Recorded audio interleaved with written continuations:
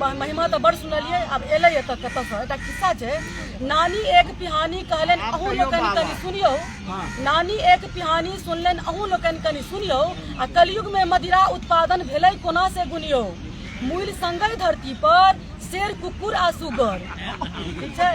मूल संगई धरती पर शेर कुकुर आ सुगर।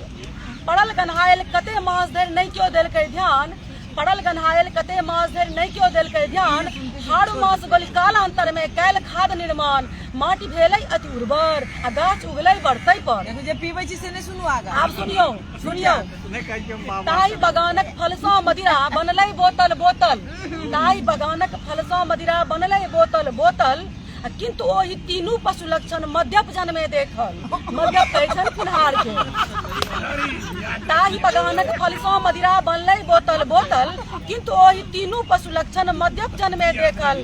शुरू में जे क्यों पीतै शेर सन साहस पौतै। आ तकर बाद कुकुर बन कऽ ओ भुगतै आठो याम। बेलगाम बन कऽ तदनंतर हुनकर ठामक ठाम। एकटा भूकै जखने झुंड सब जुटै तखने। आ अंतकाल में असल पियक्कर धरैत सुगरक रूप। अंतकाल में असल पियक्कर धरैत सुगरक रूप। थाल कीच खट्टा खुट्टी बस ओकरा हेतु अनूप। खसै कादो में लेहड़ल आ शेर भर माछी लुढ़क। असल पियक्कर बनत अछि।